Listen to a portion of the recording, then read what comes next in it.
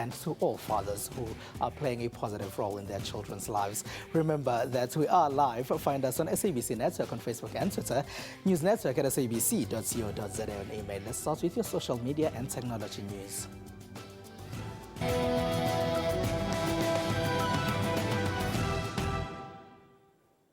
The South African National Taxi Council, or SANTACO, is promising commuters free wireless internet access. They say the rollout phase will start in Gauteng's minibus taxis. We visited Johannesburg's taxi ranks to find out if commuters and drivers have been briefed about this. We found that drivers who should be getting the Wi-Fi in the taxis they operate know nothing or very little about SANTACO's new plan. 50 megabytes of internet data available in minibus taxis is a promise being made by the South African National Taxi Council, SANTACO. This is causing excitement to commuters with smart devices. Wi-Fi helps the community very much because we can be connected for free since the internet is in demand.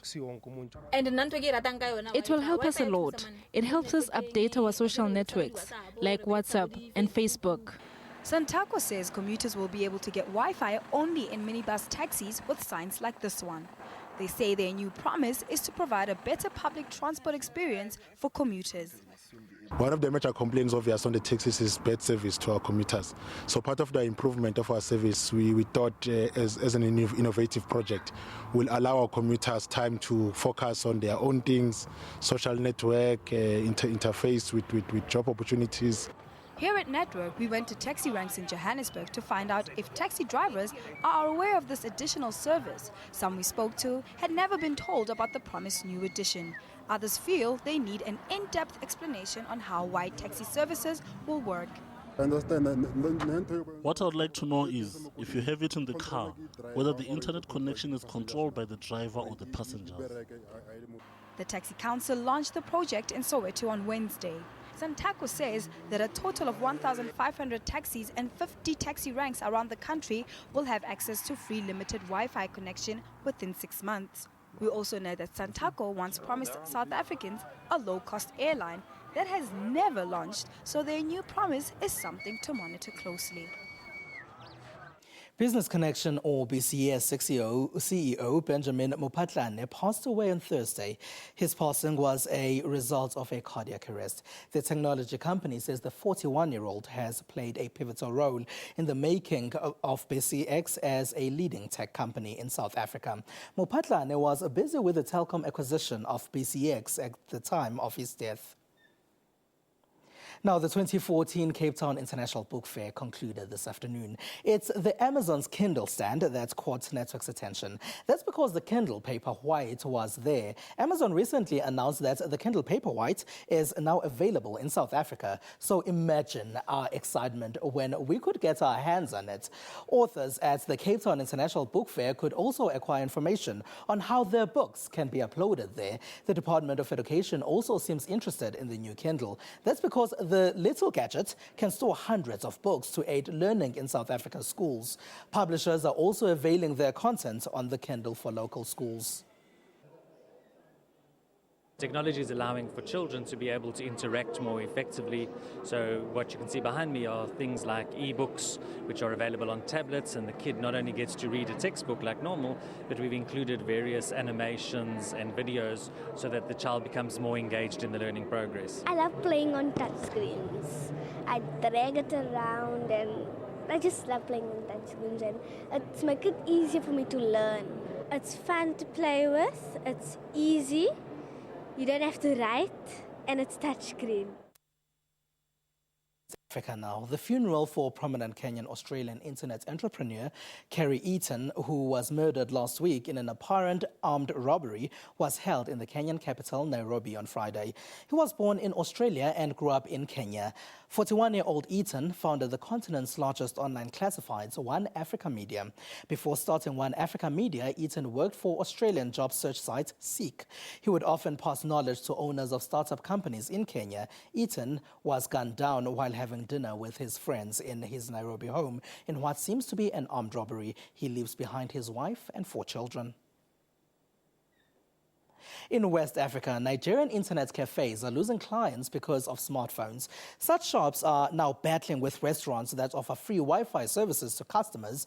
As people are moving away from cyber cafes, Wi-Fi service providers in Nigeria are getting more clients. One Wi-Fi provider says he's doing well because we, the Y generation, want internet on the go. At a busy junction in Lagos, this was once a popular cyber cafe. Cole Technologies started operations 13 years ago. A lot of people in this city got their first experience of using the internet here. But now Cole and other internet cafes are struggling. Nigeria has Africa's largest population at 170 million. As a result, it also now has the largest economy on the continent and the fastest growing internet and mobile phone market in Africa. The increase in ownership of smartphones is the reason places like this one have less than 10 customers a day. Our business is what? Boom, moving. Than when cyber cafes. You know everybody now. They have BlackBerry, nothing. If they send something to your email, you quickly see it on your phone. So then, nothing like a cyber cafe, nothing. People will come. Nigerian company Oxygen Broadband Networks provides internet services. They've partnered with restaurants, stadiums, cinemas, outdoor bars and event centers to deliver high-speed Wi-Fi services. Worldwide, there's a 24-hour life and people are constantly on the move. We have the impatient generation here. Things should happen now, they should happen fast. And they should happen not in my home. They should happen away from home, where my peers are, where my cultural group is, where my interest group are. So this has fueled that mobile community, the mobile generation, that on the move they also want to communicate and connect and be productive as well. Oxygen has invested more than 30 million rand in the project and plans to expand further. It currently has 27,000 registered users across 50 hotspots. Users pay just over 30 rand for daily unlimited access across any of the hotspots, an amount they don't complain about. Well, it's essential. I mean, connectivity is part of life now, and because I do a lot online, so it's essential for me. I mean, we have music that's sold online, so we must keep in touch. I also do a lot of social media work, so it's essential. Oxygen says its focus is Lagos for now. Once it has provided the city with more than 1,000 hotspots, the expansion will then move to other parts of the country. Those efforts will then mean cyber cafes like Cole Technologies will have to change their core business or close shop. A tech startup in Sweden has managed to turn a customer's hand into a physical basis for payment. The device is called Quickster and has been on trial since April. The device caught the attention of many at this week's Pay Expo in London, with some calling it the most exciting innovation in the payments industry. Here's how it works. Students in Sweden's Lund University have developed this, the Quickster. With the scanning of one's palm, Quickster ensures a quick cashless payment. So how does it work? It's quite simple, really. Quickster scans a person's veins and links this with their banking details. Users type in the last 4 digits of their phone number and place their palm above a reader at the checkout for 5 seconds before money is automatically debited from their bank account. There's no PIN required. The vein pattern in your palm is unique for every person, so it's a very secure solution. And it's not possible to extract the vein pattern. It's inside your hand, so it's not visible for the human eye or for ordinary cameras. So it's very secure. The Quickster is currently being tested at Lund University with around 2,000 people using it. And they give the payment method the thumbs up. It's really good. I don't have to worry about having cash with me to campus. So it's really handy. I think it's very quick and easy. It's easy to use and you can pay very, very fast. So I think it's very good actually. And I think it's safe. It feels safe when you're like leaning on your hand to the system and it's like reading your veins. Find us on SABC Network on Facebook and Twitter. We have a discussion about video banking after the break. Don't go away.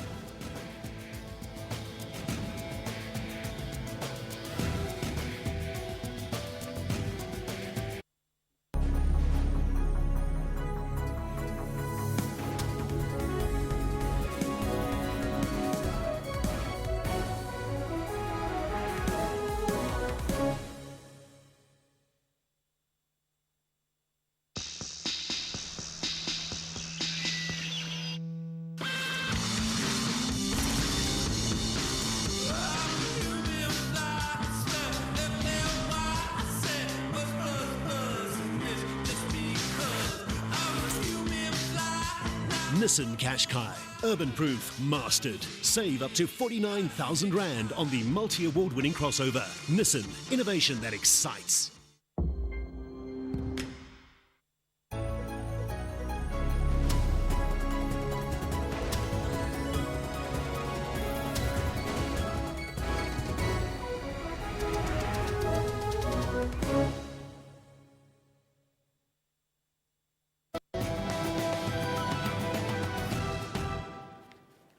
Welcome back. In 1964, Nedbank became the first bank in South Africa to adopt computerized systems in its day-to-day business. Fast forward 50 years, and the bank is now the first to offer video banking in the country. Nedbank now has 25 video banking sites in South Africa. We'll get into a conversation about video banking in a bit, but let's first hear about the concept of branches of the future. Video banking became an important feature of the branch of the future for us because it gave us the opportunity to load balance volumes that were coming into the branch and deal with them in a customer-centric way. Fortunately for us in video banking, we had made an architectural decision to implement unified communications with Microsoft some years ago. So when it came to actually designing the video banking solution, all of the core infrastructure was already there with Microsoft Link, and we literally just had to plug in the devices, do a short couple of week-long project with Microsoft in collaboration to actually just get the interfaces set up, and very quickly thereafter we were good to go. It's been a massive change for our clients. They're able to be serviced quicker and have an expert online to assist them with their query straight away. Having this solution has made our vision of an integrated channel really possible, leveraging the call center and our branch and combining the two to create great experiences.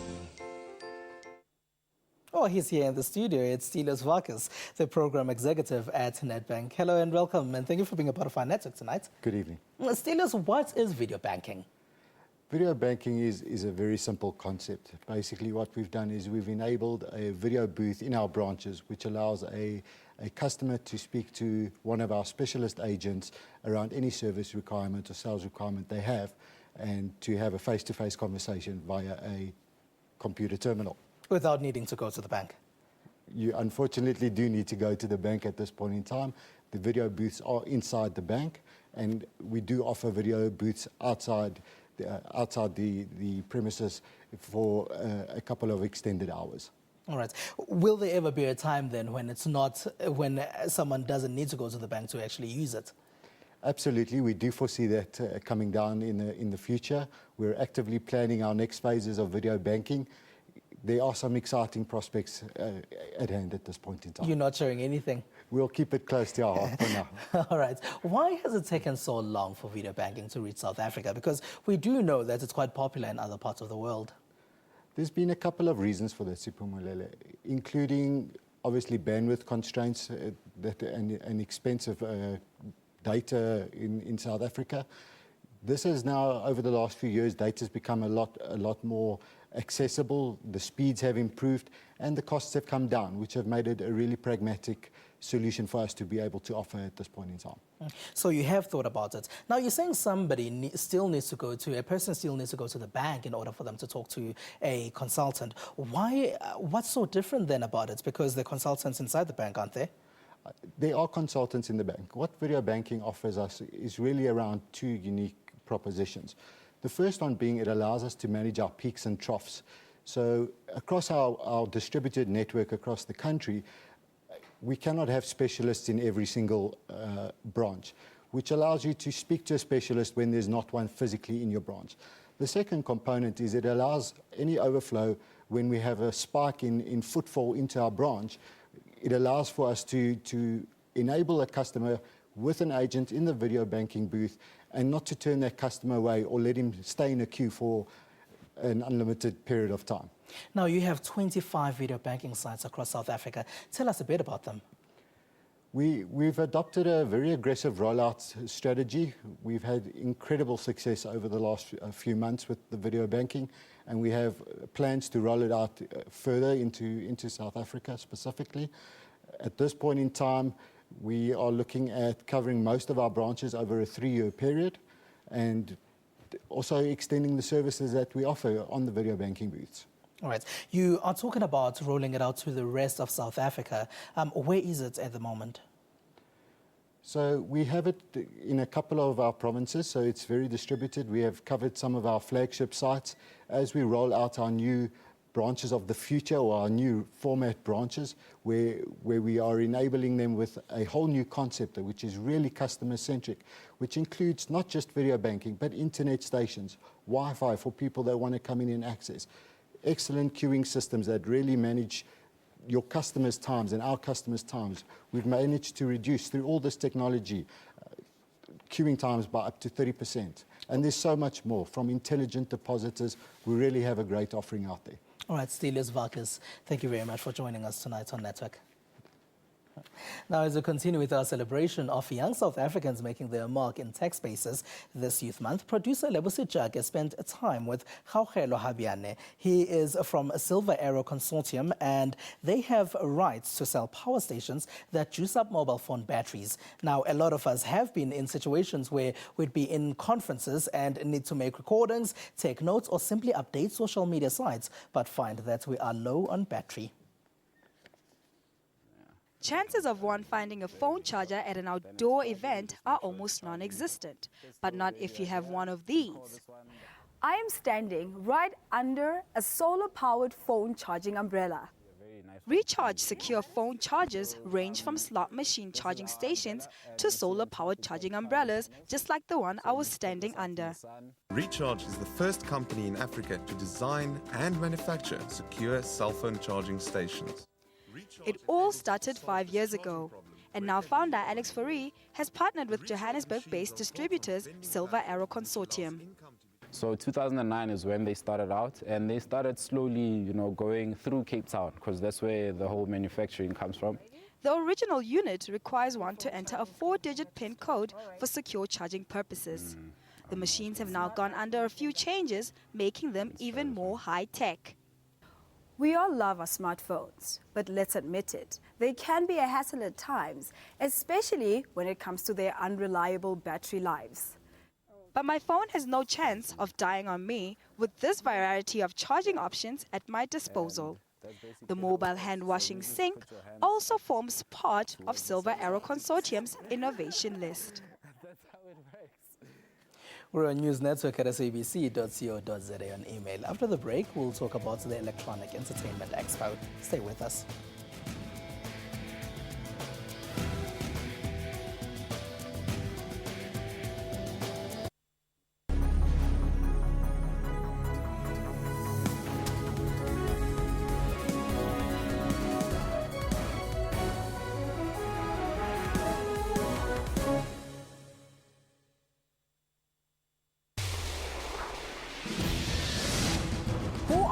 You ask?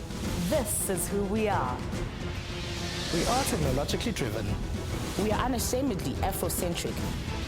We advise you not only on legal matters, but on health issues as well. We bring imagination to life. We celebrate arts and culture and lifestyle.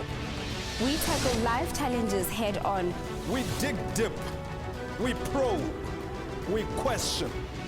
We invite you to take a view from our house, as we tell it without fear, separating fiction from factual. We are the SABC News Channel. All news, all global, all the time.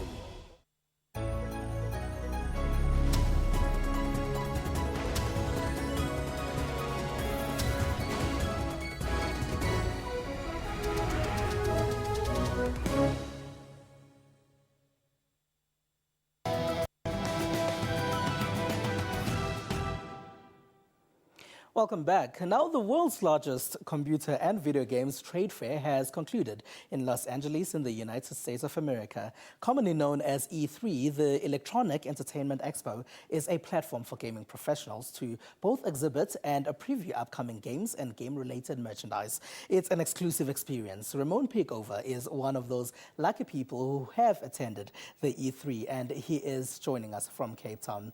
Hello and welcome, Ramon. Thank you very much for having me. Now, what happens at the E3 exactly? Well, E3 is the biggest gaming convention in the world. It takes place in LA. There's about 80,000 attendees on a yearly basis. It's basically for industry professionals and press mainly. So it's a really fantastic event. You've been there, you say it's fantastic, so it definitely was worth your while. Definitely. I didn't go this year. I've been the last 2 years, and it's really manic because you're running around having to check out all the games and all the new technology, but it's a lot of fun, I must say. Now, 1 year on, we're still talking about the Xbox One. We are still talking about the PS4 as well. What else are we talking about when it comes to E3 this year?